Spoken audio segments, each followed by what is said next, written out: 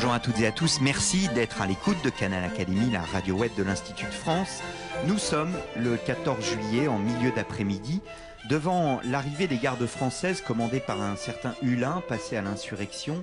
Le chef de la place, le marquis de Launay, signe la reddition de la Bastille, ceci en échange de la promesse qu'il ne sera pas fait de mal à la garnison.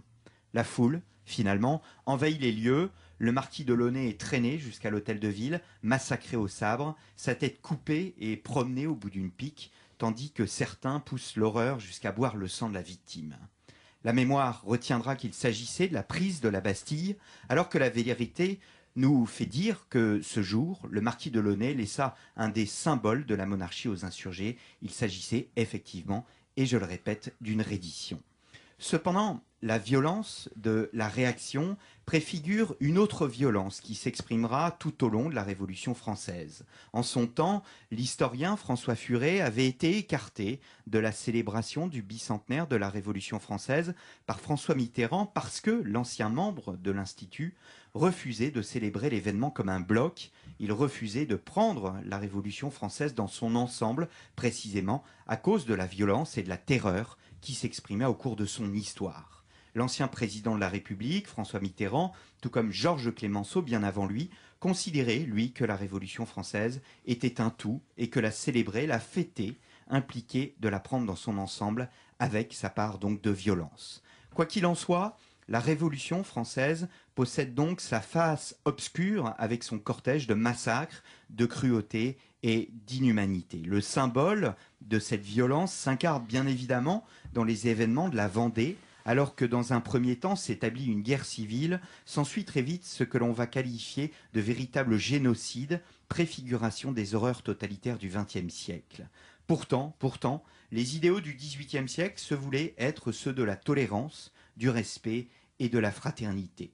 Le mythe de la Révolution fut tel que, jusqu'à nos jours, en dehors de la littérature contre-révolutionnaire ou à de rares exceptions régionales ou locales, aucun travail de mémoire n'a été réalisé par les autorités françaises sur un plan national. De leur côté, les éditions du Cerf ont souhaité réaliser ce travail de mémoire, mais aussi et surtout ce travail d'histoire. En publiant le livre noir de la Révolution française, elles ont fait appel à des historiens spécialistes de la période et ont désormais comblé un vide historiographique. Renaud Escande, bonjour. Bonjour. Je vais même dire mon père, puisque vous êtes dominicain. Vous êtes responsable du secteur philosophie aux éditions du Cerf, et c'est vous qui avez dirigé cet énorme travail, un livre de plus de 800 pages. Nous y reviendrons. J'ai aussi l'honneur de recevoir au micro de Canal Académie Jean de Vigry. Jean de Vigry, bonjour. Bonjour.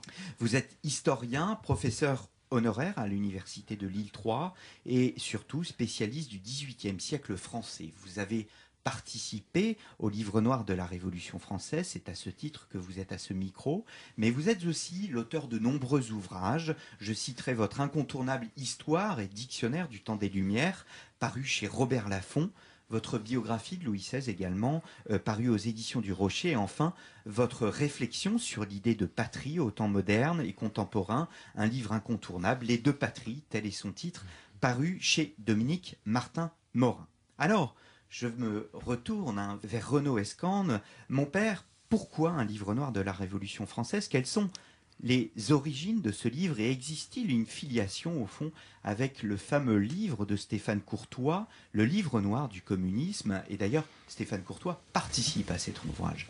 L'idée nous est venue, nous sommes deux en fait, à l'origine de ce projet. Paul-Augustin d'Orcan, qui a commis dans le livre un très bel article sur Nietzsche, et moi-même. L'idée nous est venue un soir, il y a plusieurs années, maintenant presque 2 ans, dans mon bureau de la Tour Maubourg, où nous discutions ensemble de la politique éditoriale de la maison, mais plus généralement de la politique tout court de la France. Nous étions à l'époque en pré-campagne électorale pour la présidentielle. Et nous faisions état de pas mal de discours que nous entendions émanant des chambres ou de divers organes de presse, où il était sans cesse fait mention de l'Ancien Régime.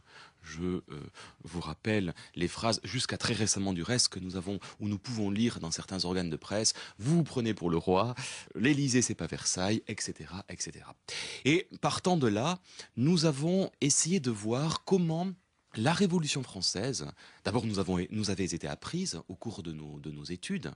Moi, j'ai été nourri au lait de Mallet et Isaac, ce qui n'est pas une mince affaire, mais de voir comment ce mythe politique, à l'origine donc de la nation française contemporaine, ce mythe politique avait pu être utilisé politiquement au cours des siècles qui ont succédé à l'événement. Et comment en fait ce mythe s'était écrit au fil du temps.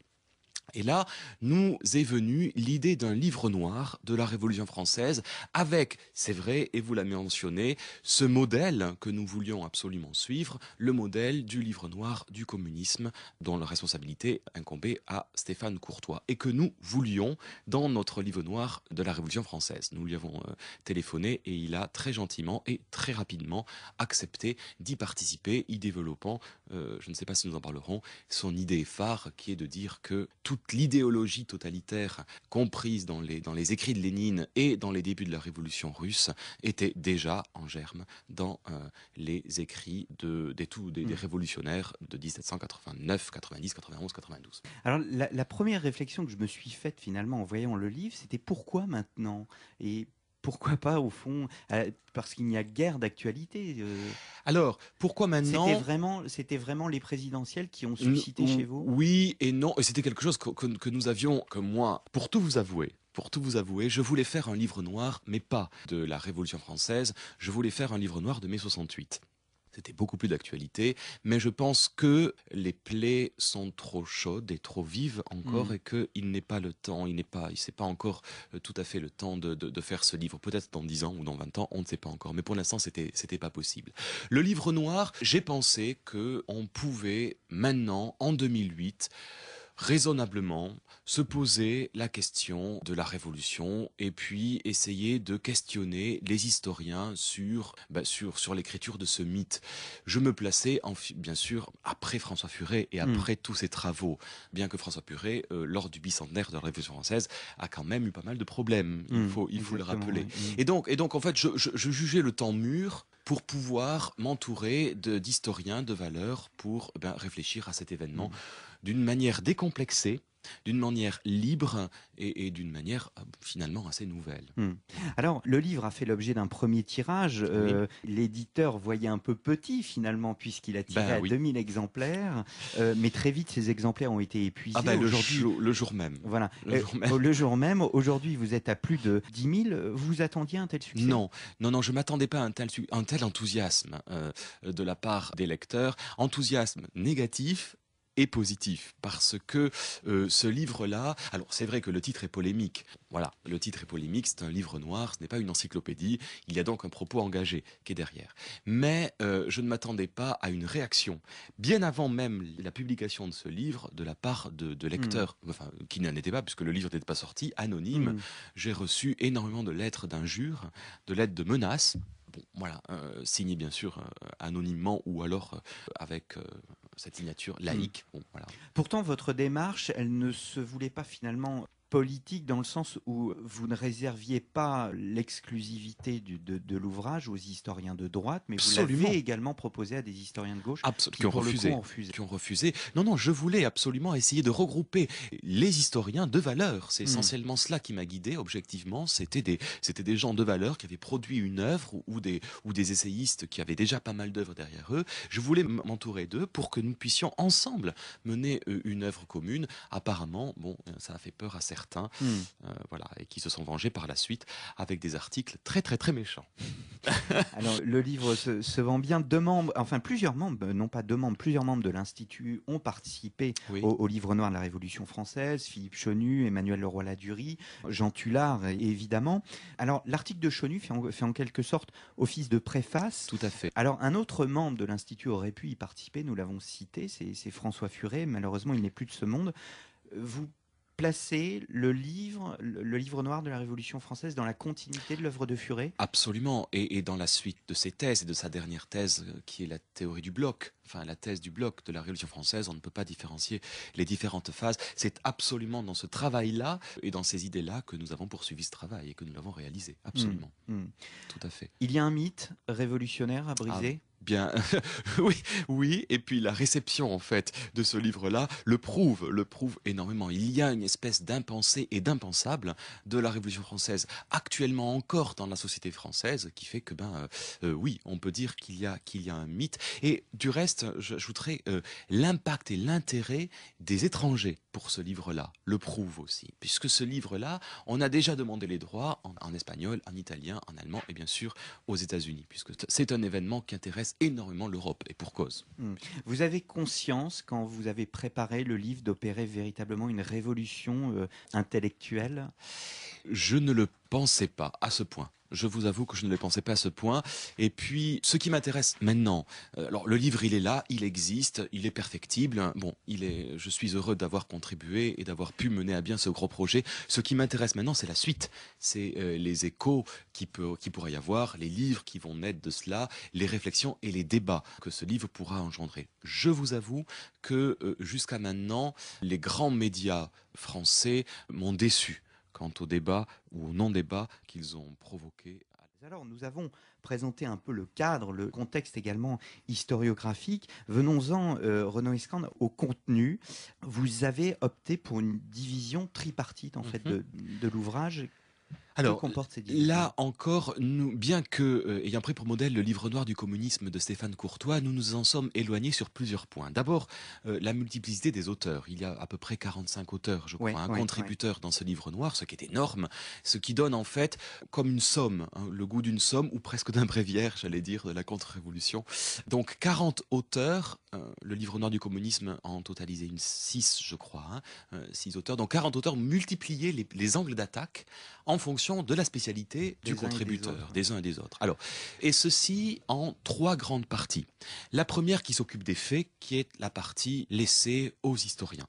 Et donc, cette partie-là, qui fait à peu près 400 pages, enfin 300 pages, je ne sais plus combien, eh bien, suit, dans un ordre chronologique, les faits depuis un petit peu avant la Révolution française, puisque monsieur Jean Petit-Fils s'occupe, lui, déjà de l'action de Louis XVI en 1787, jusqu'à la terreur et bien après les conséquences même de la Révolution française durant tout le 19e siècle et même durant une partie du 20e siècle. Pour se terminer cette partie des faits, donc historiques, sur un article que j'aime beaucoup de Jean Sévilla, un historien de renom que l'on connaît, avec ce titre assez provocateur, il faut bien l'avouer, y aura-t-il ou fêtera-t-on le tricentenaire de la Révolution française? Alors ça, c'est un article très très intéressant, je n'en dis rien, je laisse au lecteur le plaisir de le découvrir. Mais je renvoie nos auditeurs aux émissions enregistrées avec Jean-Christian Petit-Fils et avec Jean Sévilla. La deuxième partie est franchement, vous l'avez appelée le génie de la non pas le génie de la Révolution française, c'est bizarrement la partie qui a été le plus critiquée par les auteurs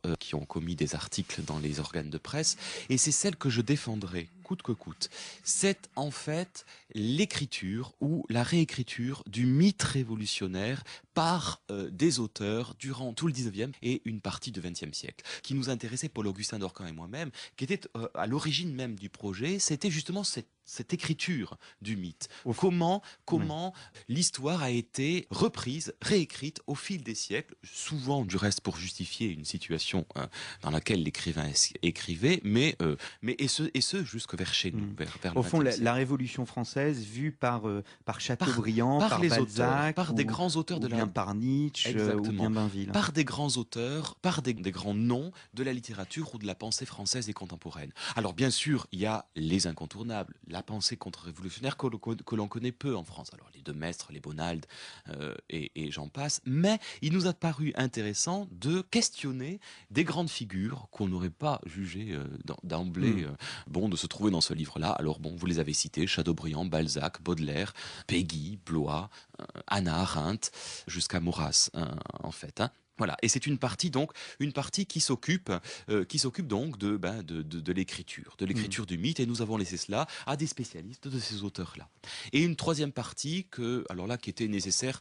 Moi, je ne suis pas historien, donc c'est une partie qui m'intéresse parce que je n'ai pas accès aux données, au texte même. Donc c'est une anthologie que nous avons laissé le soin de confectionner à un chartiste, un dominicain, un frère dominicain, donc un confrère, qui en fait s'est attaché à offrir aux lecteurs l'intérieur tous les textes que l'on ne trouve plus ou qui ne sont plus édités ou qu'on ne trouve ou tout reste pas du tout, qui sont des textes tirés des archives de la Bibliothèque nationale de France. Donc il y a des textes inédits. Absolument. J'ai dû réduire, puisque j'avais 800 pages d'archives là-dessus, j'ai dû réduire à 250 pages, je crois, pour avoir un total du livre de près de 900 pages, ce qui fait quand même une grosse brique. Alors, il y a eu une critique qui est précisément sortie dans la presse française, c'est que le livre, certains disaient qu'il n'apportait rien de nouveau. Et c'est une critique contre laquelle vous placez, bien évidemment. C'est la pire et la plus perverse.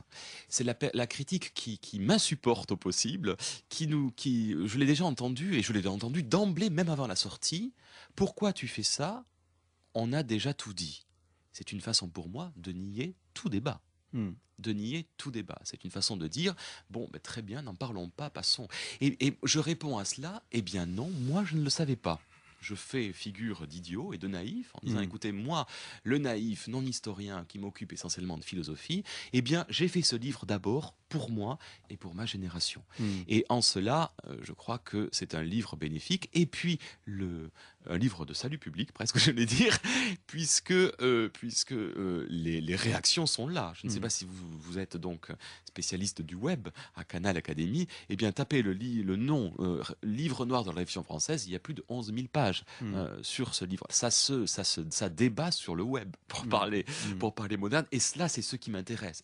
Ce livre-là, oui, il y avait besoin de le faire. Non, nous ne savons pas tout. Et oui, il faut se le rappeler sans cesse. Et je rappellerai le devoir de mémoire. Je cite le mot de Reynald Secher, qui bien sûr est très connu pour son travail sur la Vendée, de mémoricide.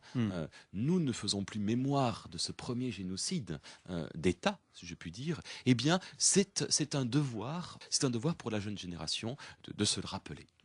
Jean de Vigry, peut-être un mot sur le caractère inédit, votre regard d'historien. Vous avez bien évidemment lu dans sa totalité cet ouvrage. Vous y avez trouvé des éléments que vous ne connaissiez pas, des angles d'attaque auxquels vous n'aviez pas pensé? Oui, bien sûr. Il y a des contributions neuves, très neuves.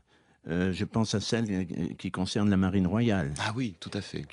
C'est un jeune historien, je crois. Tout à fait. Oui. Il y a l'article d'Adjadj sur Hannah Arendt, qui est très neuf.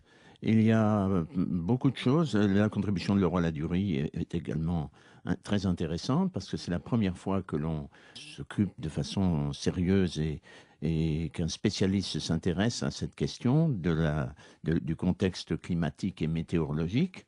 Et ça, c'est extrêmement intéressant. Enfin, j'ai trouvé beaucoup de faits nouveaux, d'interprétations nouvelles.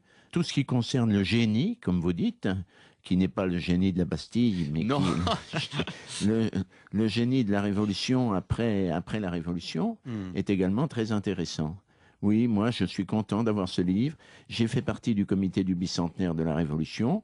Ce comité du bicentenaire qui n'a finalement pas donné grand-chose, qui n'a pas abouti à des publications de grande importance, de grand intérêt, qui s'est occupé essentiellement de financer des travaux sur tel ou tel sujet, qui n'a pas réalisé d'œuvre de synthèse. Donc ce travail me paraissait venir tout à fait à point.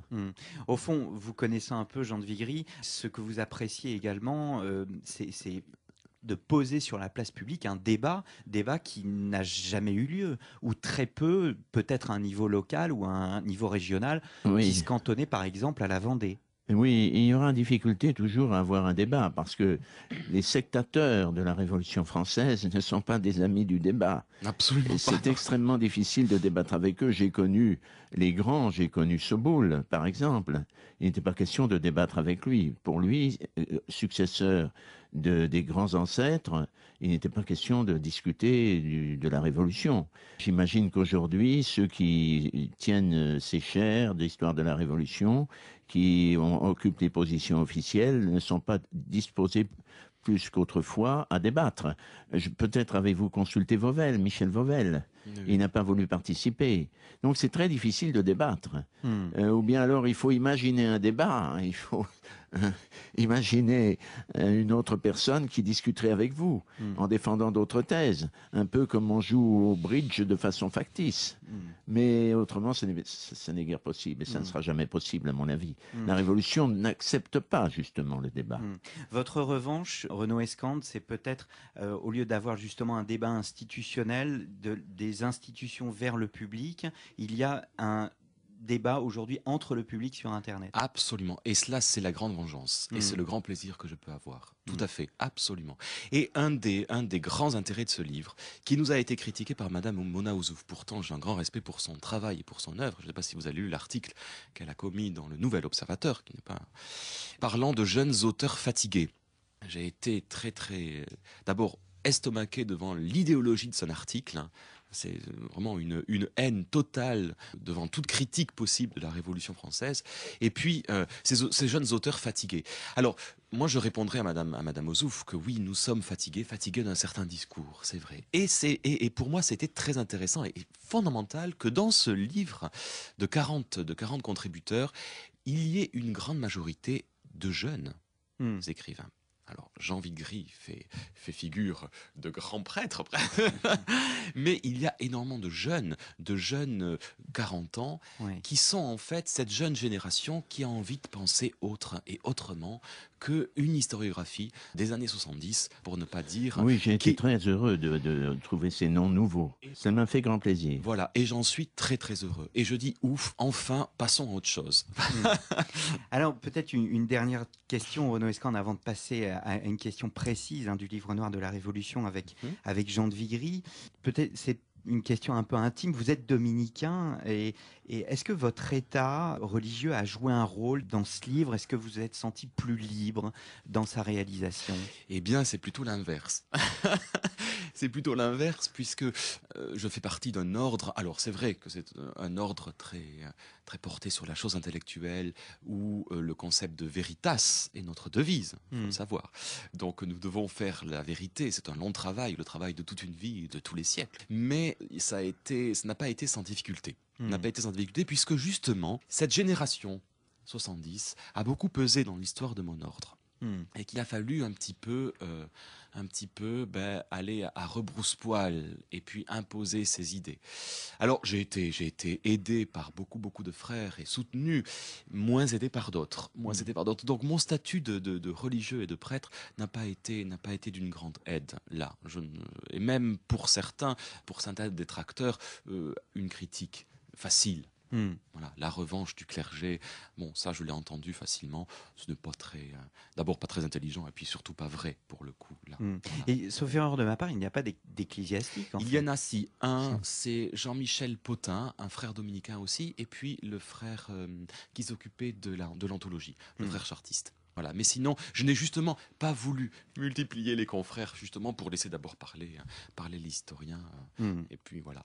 Est-ce que, je me retourne vers Jean de Vigry, est-ce que justement du point de vue historiographique, nous évoquions cette jeunesse qui s'intéresse à ces questions, est-ce que vous sentez, vous qui avez vécu plusieurs générations, vous disiez tout à l'heure que vous aviez connu ce boule, une évolution sur ces questions?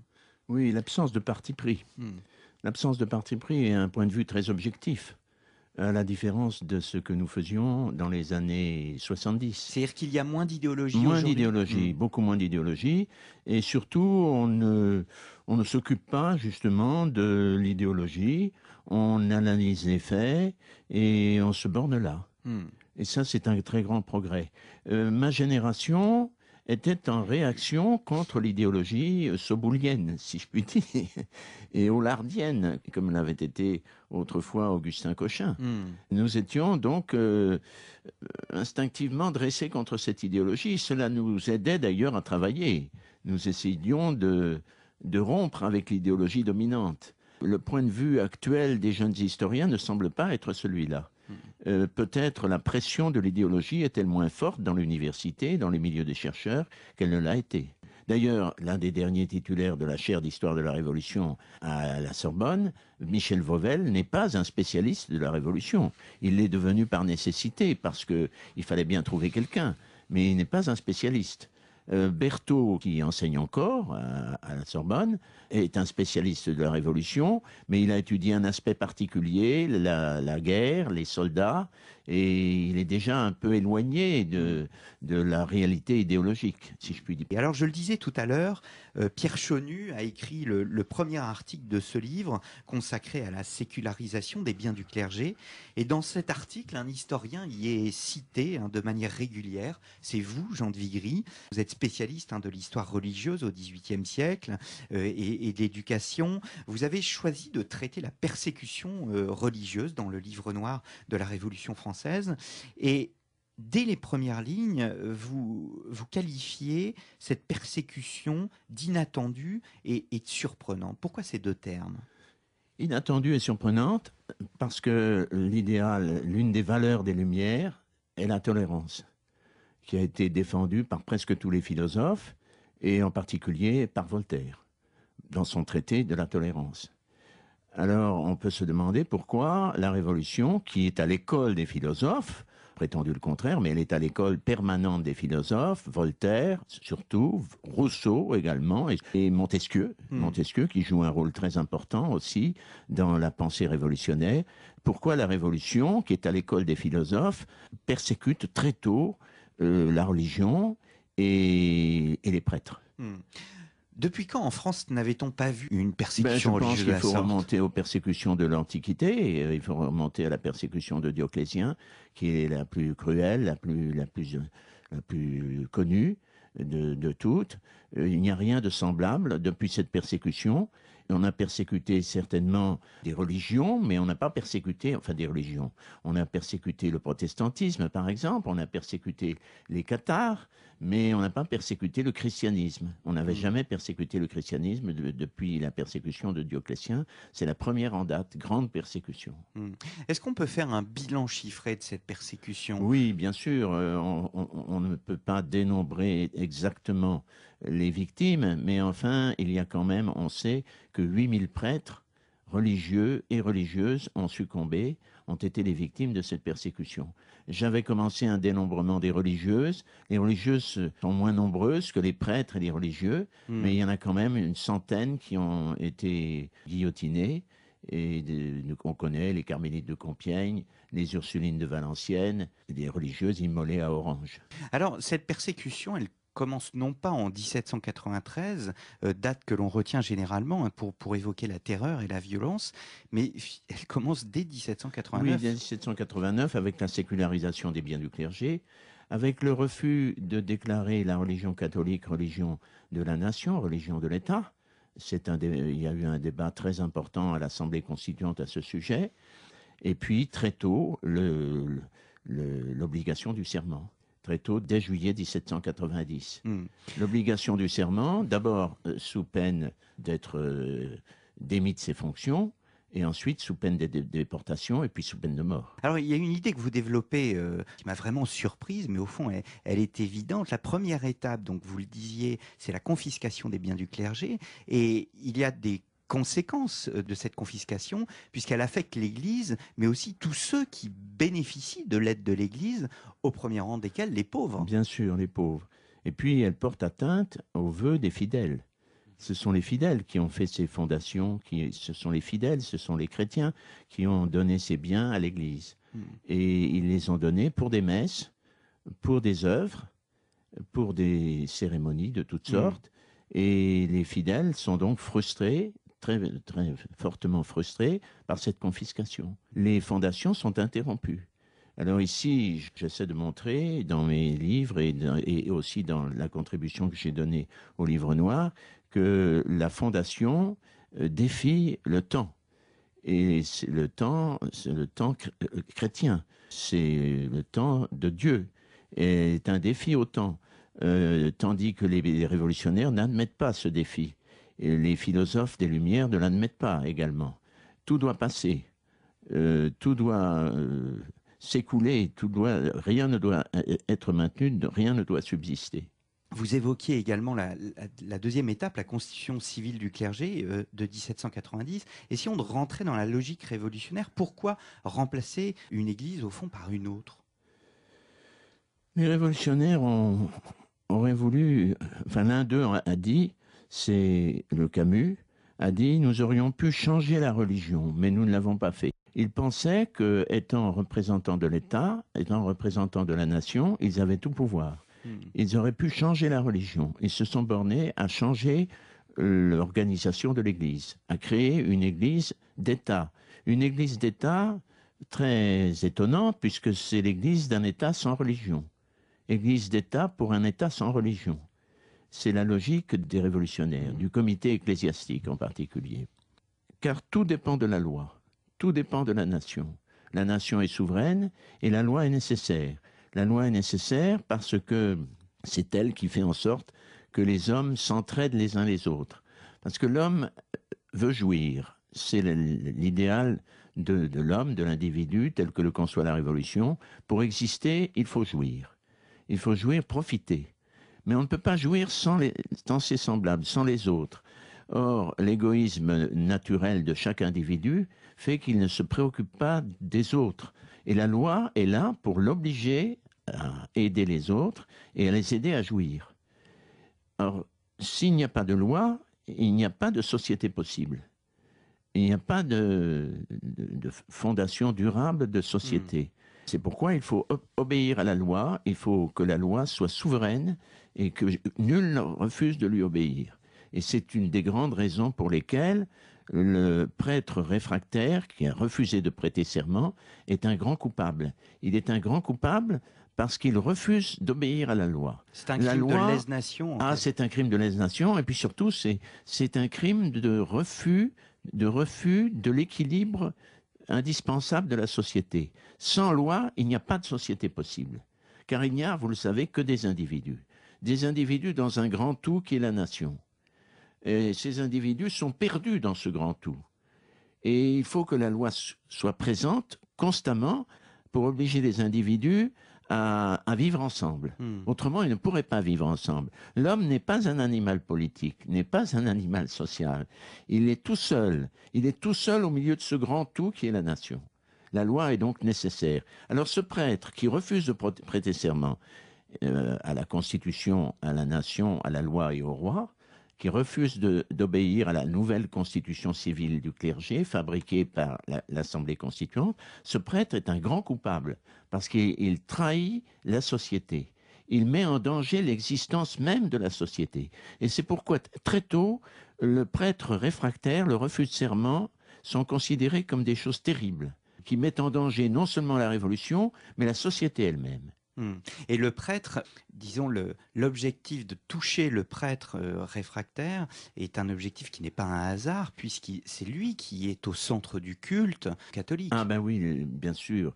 La religion catholique est extrêmement vulnérable dans ses prêtres, car elle a un besoin très important du prêtre. Le prêtre est l'homme des sacrements, l'homme du sacrifice, et sans lui, la religion catholique n'a plus de sens. Il incarne le Christ. Il est le Christ lui-même. Alors, pour détruire la religion catholique, il faut s'en prendre à ses prêtres. C'est extrêmement important. Or, il faut détruire la religion catholique. La tolérance, vous me direz, comment se concilie-t-elle avec cette persécution?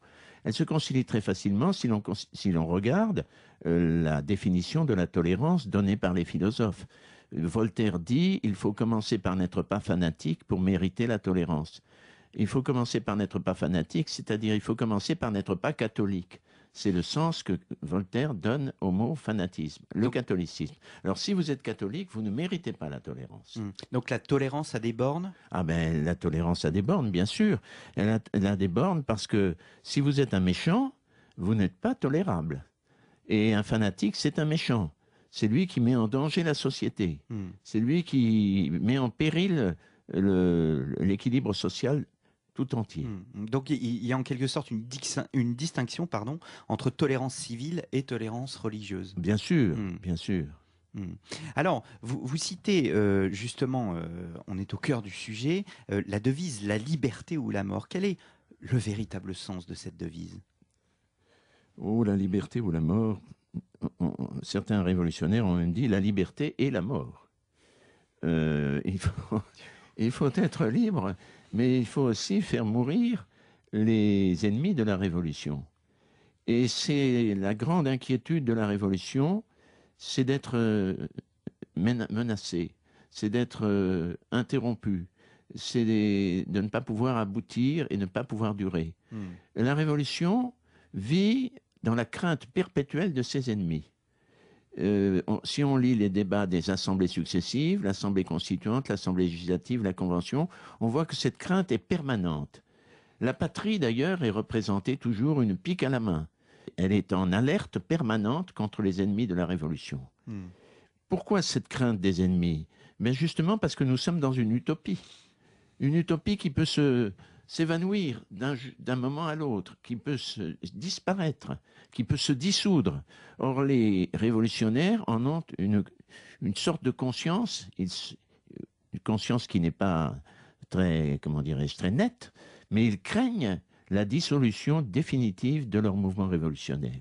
Ils sont en alerte contre les ennemis de la Révolution, une alerte permanente. Ennemis intérieurs et ennemis extérieurs. Mais surtout ennemis intérieurs, parce que l'ennemi intérieur, on le voit pas, on ne le connaît pas bien. Alors que l'ennemi extérieur est aux frontières, on pourra aller le combattre, le défaire, le repousser. L'ennemi intérieur est caché, on ne le voit pas, ou on le voit mal. Et c'est donc lui qu'il faut atteindre, et c'est la raison, cette crainte de l'ennemi intérieur, c'est la raison principalement des massacres de septembre. Alors, il y a, à vous écouter, une anthropologie particulière des Lumières qui est surprenante à bien des égards. Et dans un autre de vos ouvrages, Itinéraire d'un historien, vous montrez même les traces d'antisémitisme et de racisme qui existent dans la philosophie développée à cette époque. Oui, bien sûr.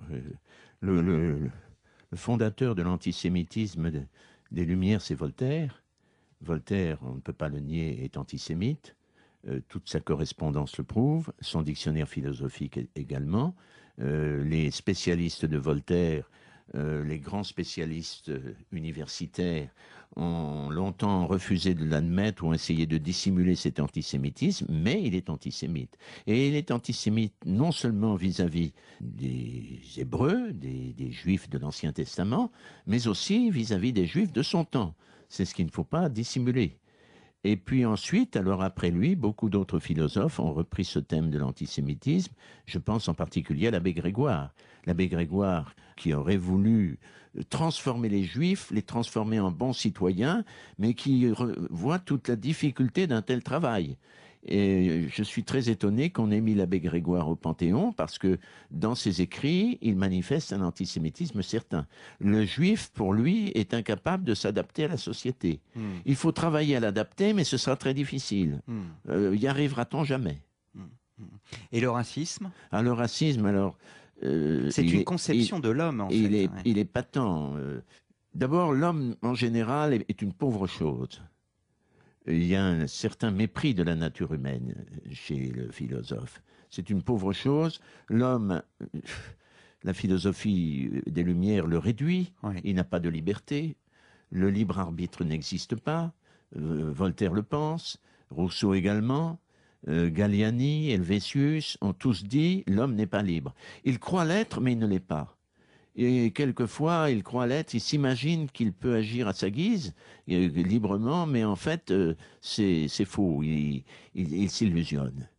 Donc il y a une conception réductrice de l'homme chez tous les philosophes. L'homme n'est pas libre, la charité est chimérique, l'homme croit avoir de la charité, mais en fait, il agit par intérêt, pour jouir, et en fait, il n'a pas de véritable charité. Tout ce qu'il fait, c'est par besoin. Donc, en général, une conception réductrice de l'homme. Alors, cette conception réductrice de l'homme, elle s'aggrave lorsqu'on considère les peuples comme les Noirs, les Lapons, les Jaunes, et toutes les populations de l'humanité lointaines et de peu de consistance. Les philosophes sont généralement très méprisants vis-à-vis de ces peuples éloignés, de ces Noirs. Pour Voltaire, un Noir est pratiquement un singe. J'avais donné à la Revue Historique un article sur ce sujet. sur l'ethnodifférentialisme, car je ne pouvais pas parler de racisme, l'ethnodifférentialisme des Lumières. Et cet article, nul n'a trouvé à y redire. Jean Favier l'a publié dans la revue historique, et il est truffé d'exemples, de citations concernant le mépris de la philosophie pour la plupart des populations de l'humanité. Les plus méprisés sont les Lapons. Je ne sais pas pourquoi les Lapons sont considérés comme vraiment rien du tout. Je me le demande. Alors je ferme, Jean de Vigry, cette parenthèse sur l'anthropologie et j'en reviens à l'Église. Quel est le rôle de l'Église clandestine? Est-ce qu'elle arrive à maintenir l'essentiel? C'est ce que nous allons voir après cette... Nous entamons la dernière partie de cette émission consacrée au livre noir de la Révolution française. Je reçois le père Escande qui a dirigé le travail, le livre noir donc paru aux éditions du Cerf, ainsi que Jean de Vigry, historien spécialiste de la religion et de l'éducation au XVIIIe siècle. Alors, après une parenthèse consacrée à l'anthropologie de la Révolution, j'en viens finalement à la réaction. Est-ce que l'Église clandestine arrive à maintenir malgré tout, Jean de Vigry, l'essentiel ? L'Église clandestine a mobilisé toutes ses forces pour le maintien de la messe. La messe qui est le cœur de la dévotion, comme dit saint François de Sales, qui est le centre de la religion catholique. Et donc, elle a fait tout ce qu'elle a pu pour maintenir la messe partout où elle le pouvait. L'exemple le plus impressionnant, peut-être, est celui de cette messe dite quotidiennement chez Madame Bergeron, juste en face du tribunal révolutionnaire. Et c'était des prêtres Madame Bergeron avait une fabrique de coutellerie, elle fournissait les armées de la République, et elle avait engagé des prêtres réfractaires comme ouvriers. Et ces prêtres réfractaires, elle en avait 3, disaient tous les jours la messe, et plusieurs personnes du quartier venaient y assister, juste en face du tribunal. Cela a duré 1 an et demi. Mais les cachettes des prêtres réfractaires, les abris clandestins où ils disaient la messe, sont innombrables en France. J'en ai moi-même retrouvé plusieurs lorsque je faisais mes travaux. J'étudiais cette question de la messe clandestine dans l'Ouest, en Anjou, en Vendée, en Bretagne, et j'ai retrouvé plusieurs de ces abris, certains avec des peintures représentant un décor eucharistique, certains dans des caves, certains dans des hangars, dans des granges, certains dans des greniers. Enfin, il y a toutes les variétés. On pourrait faire un répertoire des abris clandestins pour la célébration de la messe. Dans votre ouvrage Christianisme et Révolution, vous écrivez que l'histoire spirituelle, au fond de la période révolutionnaire, reste à écrire. L'histoire de la pénitence, l'histoire de conversion, parce qu'il y a des conversions, l'histoire de la prière. Et vous évoquez l'union de prière. Comment s'exprime la dévotion en ce temps de persécution, en dehors donc de la question de la messe qui est centrale? Oui, les missionnaires, enfin les prêtres devenus missionnaires, puisque ils doivent affronter de grands périls, ils doivent circuler la nuit, ils doivent parcourir des distances très grandes, quelquefois, pour évangéliser les populations qui leur sont confiées, se préoccupent surtout de faciliter l'union entre les fidèles dont ils ont la responsabilité. Nous retrouvons, en somme, c'est une sorte de réplique à la fraternité révolutionnaire. La fraternité révolutionnaire qui est le souci permanent de maintenir l'union entre ces individus du grand tout.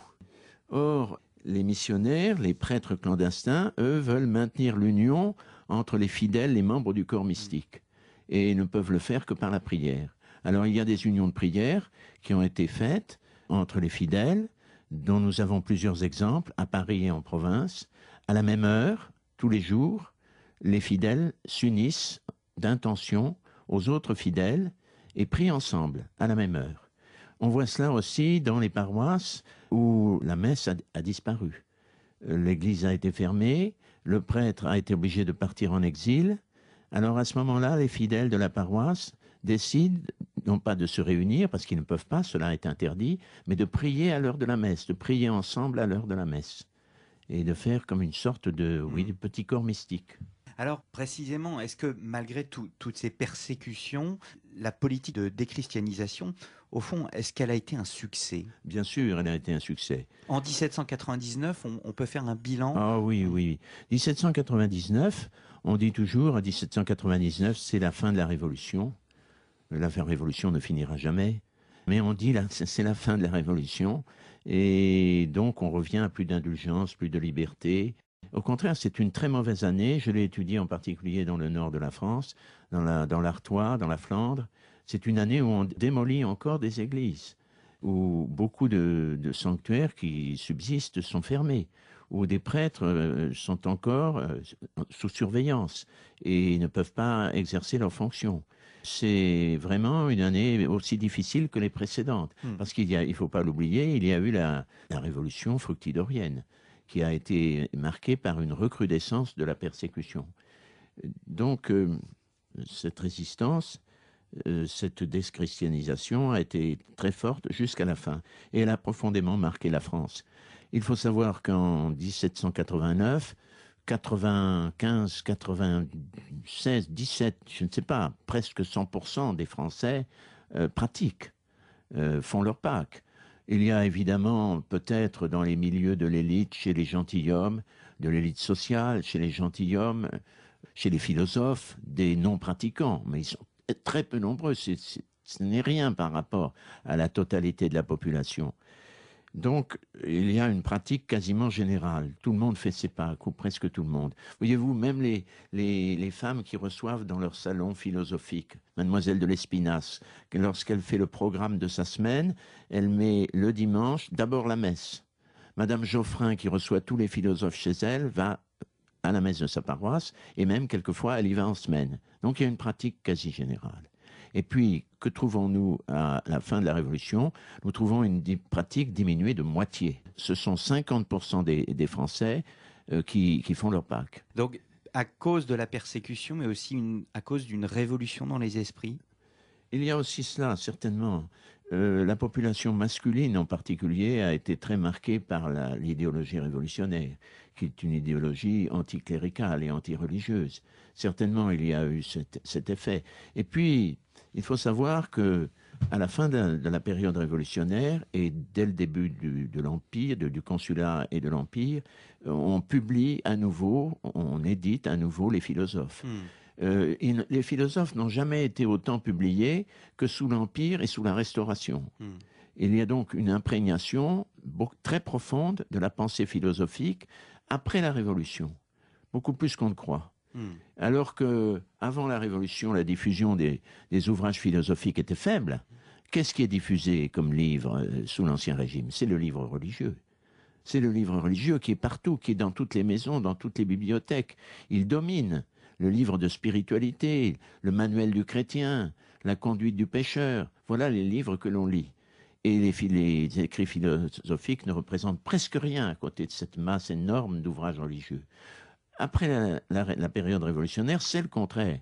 Ce sont les écrits à tendance philosophique qui sont réédités et qui sont largement diffusés.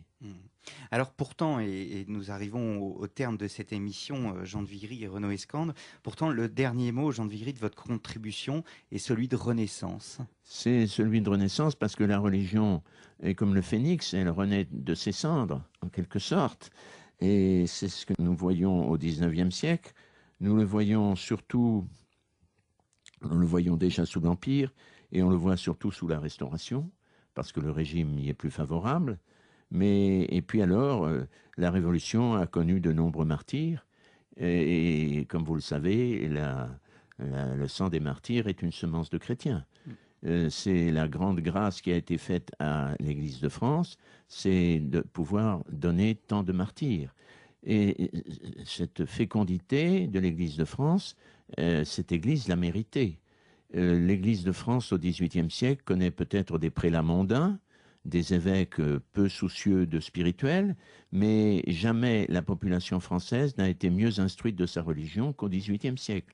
Le catéchisme est enseigné à tous les enfants, ce qui n'était jamais arrivé au XVIIe siècle et encore moins au XVIe.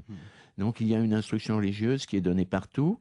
Il y a également une culture spirituelle, si je puis dire, par la diffusion des ouvrages religieux dont je vous parlais tout à l'heure. Et vraiment, il y a une expansion de la dévotion. J'en ai traité dans plusieurs de mes études, une expansion de la dévotion, une extension de la vie spirituelle qui est remarquable et qui explique la résistance très forte des populations, pas seulement des prêtres, parce que les prêtres, la moitié d'entre eux ont quitté le ministère. Mais je pense surtout à la population laïque, à la population des simples fidèles, qui a résisté coûte que coûte à la persécution. Et ce qui le prouve d'une façon très nette, c'est le baptême. Presque tous les enfants nés pendant la Révolution sont baptisés. Les parents s'arrangent d'une manière ou d'une autre, soit pour baptiser eux-mêmes les enfants, ils savent le faire, soit pour le faire baptiser par un prêtre clandestin. Donc il y a une mobilisation réelle et une résistance réelle de la population pendant la Révolution, qui explique la Renaissance. Eh bien, Jean de Vigry, merci beaucoup. C'est sur ce mot de renaissance que nous allons nous quitter. Merci d'avoir répondu à l'invitation de Canal Académie. Merci, mon père, Renaud Escande, d'avoir présenté le livre noir donc, de la Révolution française, paru aux éditions du Cerf. Plus de 45 historiens, juristes, journalistes, qui présentent donc la Révolution française, les faits, son génie, ainsi que des textes historiques, donc une anthologie de textes. Je rappelle également les références des ouvrages de Jean de Vigry, principalement son histoire et dictionnaire du temps des Lumières, paru chez Robert Laffont, ainsi que sa biographie de Louis XVI, paru aux éditions du Rocher, et enfin l'incontournable Les Deux Patries, paru chez Dominique Martin-Morin. Merci beaucoup et à très bientôt pour un nouveau numéro d'Un jour dans l'histoire.